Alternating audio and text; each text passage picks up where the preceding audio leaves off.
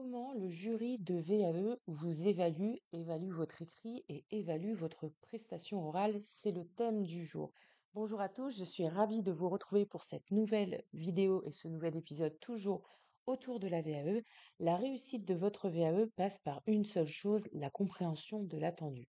Si vous comprenez précisément ce qu'on attend de vous, vous serez au rendez-vous. C'est simple, c'est basique. Pour comprendre le travail à mener, il faut comprendre les règles du jeu. Autrement dit, l'évaluation est la méthode utilisée pour votre jury de VAE et pour parcourir votre écrit et vous envoyer soit dans la team diplômée, soit dans la team partiellement diplômée ou recalée, hélas. Bref, vous l'aurez compris, je m'apprête à vous livrer les coulisses de cette évaluation et croyez bien que ce travail de recensement puis de vulgarisation pour qu'il soit compris de toutes et tous m'a pris un certain temps. J'espère donc que cette nouvelle ressource vous aidera à comprendre et identifier les actions que vous devez entreprendre dans le cadre de la rédaction de votre livret 2 et évidemment de la préparation de votre oral. J'y ajouterai à chaque fois des recommandations à chaque étape du processus en guise de conclusion et parfois un peu d'humour pour que cela soit évidemment plus digeste pour vous et quelque part que ce que je vous présente vous parle et vous donne envie d'appliquer évidemment parce que le but de cette chaîne, encore une fois, c'est de vous donner des conseils pour vous voir demain en réussite dans votre VAE. Donc voici comment le jury vous évalue. Je vais démarrer par l'arrivée de votre livret 2. Vous avez finalisé votre livret 2, vous l'envoyez, et pour beaucoup de diplômes, sauf les licences et les masters qui sont le plus souvent organisés en fonction de l'avancée du candidat, l'organisation des sessions de jury se fait de manière collective. Pourquoi je vous dis ça? Qui veut dire session collective dit X livret 2 à parcourir en un temps limité pour le jury de VAE et X oraux à préparer, X questions. Et pourquoi je vous rappelle ça? Pour vous rappeler aussi de sortir du lot. Soignez votre présentation, relisez-vous, donnez envie d'être lu. Alors évidemment, c'est pas un concours, il y a un minimum d'élus. Il n'y a pas un minimum, pardon, d'élus, justement, certes, il n'y a pas un minimum de diplômés. On peut diplômer toute une session si les compétences sont au rendez-vous. Mais si votre livret 2 présente une mise en page bâclée, des fautes ou une consigne non respectée, vous partez avec un sacré handicap. Et si le livret 2 d'avant présentait un écrit structuré, réfléchi, analysé, double pénalité pour vous, vous êtes en dessous du niveau. Qui dit en dessous du niveau dit peu de chances que vous soyez diplômé. En tout cas, ça ne présage rien de bon pour vous. Donc maintenant que le contexte est posé, on va poursuivre avec la lecture et la découverte de votre écrit par le jury. Le jury a pour consigne, pour être totalement transparente, de mener une lecture globale de votre écrit et d'évaluer les compétences que vous avez développées au regard du référentiel avisé. En règle générale, la structure ou l'environnement dans lequel vous avez évolué et développé ces compétences influe peu la décision du jury. C'est vraiment les compétences que vous allez mettre en lumière et l'analyse que vous allez en faire qui va vous permettre d'être diplômé ou pas. Premier élément que vous devez donc retenir, ce sont bien les compétences qui font l'objet d'une évaluation, mais pas que. Un autre élément a son importance, souvent bâclé d'ailleurs par les candidats et parfois même absent. On va parler maintenant des annexes. Les annexes, ce sont les preuves qui sont là pour illustrer vos propos, aller plus loin que votre développement et attester quelque part de votre action. Donc elles sont le plus souvent issues de votre expérience.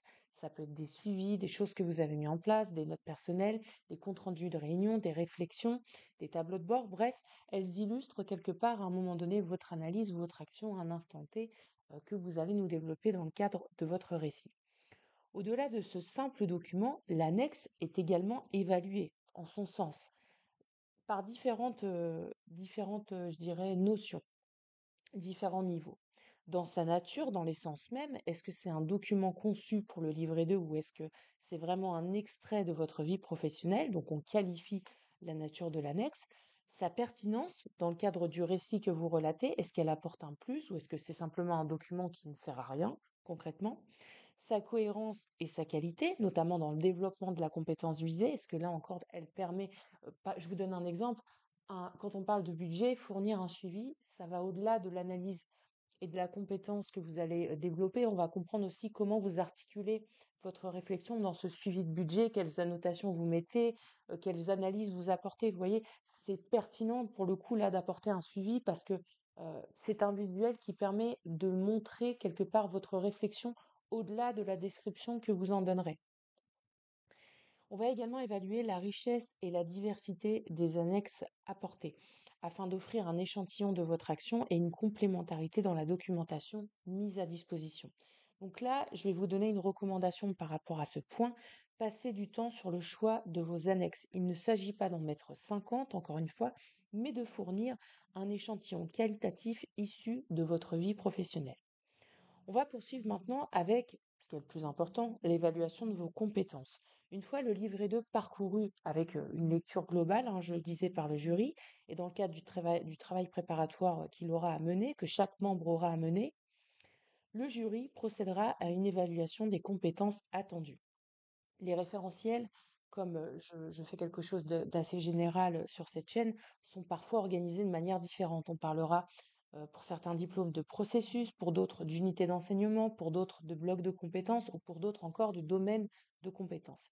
Retenez simplement que c'est la somme des compétences évaluées qui validera ou non chaque partie du référentiel, souvent le classé sous forme de thème, de votre diplôme et qui conduira à une validation totale du diplôme, une validation partielle uniquement de certaines compétences ou un refus de validation où là, clairement, vous n'avez pas rendu le travail attendu.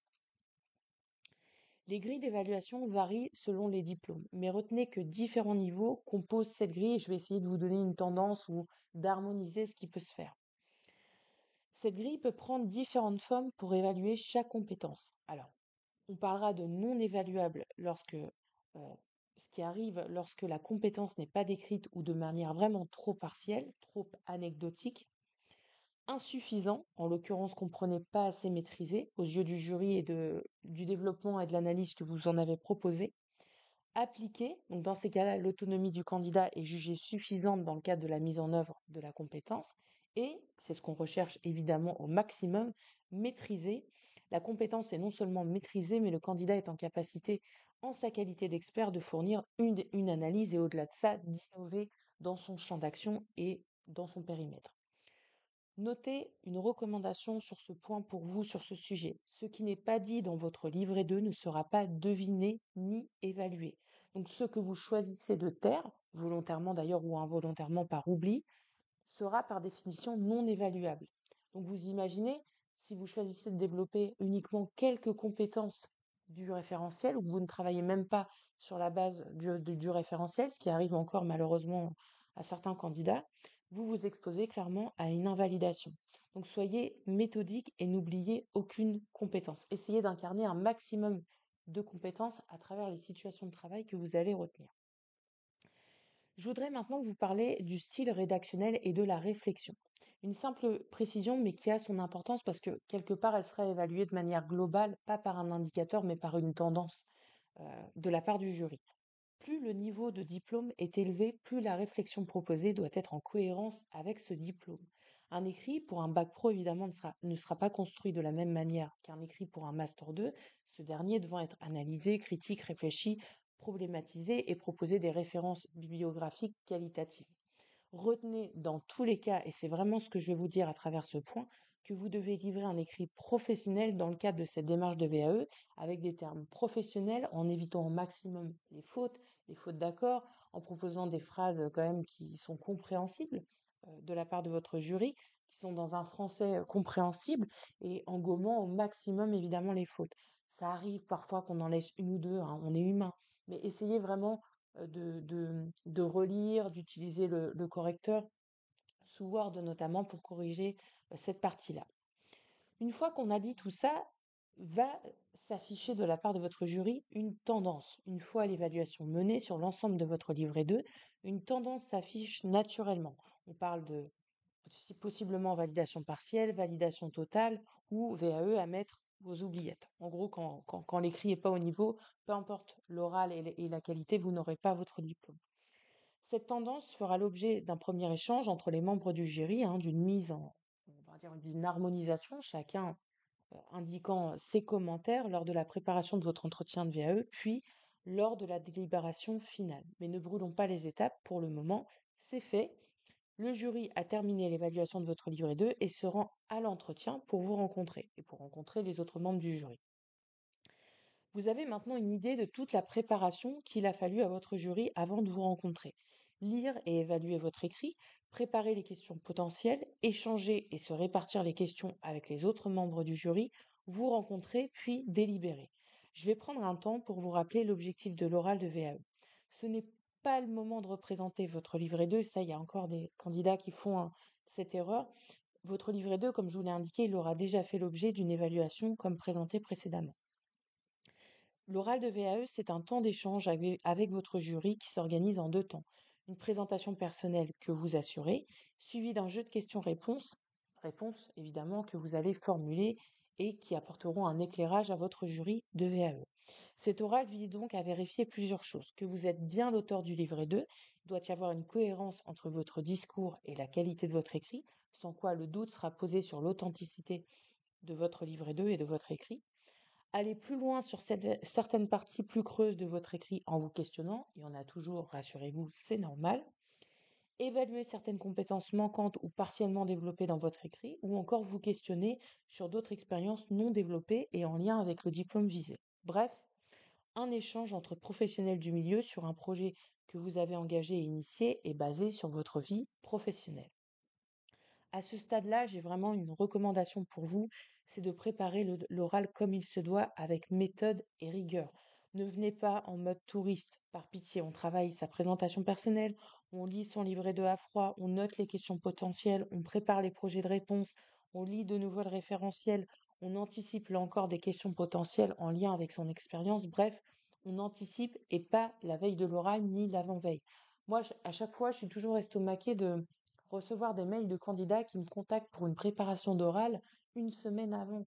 Enfin, c'est compliqué. Déjà, moi, je peux pas les prendre en coaching. Au mieux, je leur donne une préparation clé en main à travailler en autonomie, mais vous devez préparer ça au moins un mois avant. Même si vous n'avez pas la date, souvent l'organisme peut vous donner une période.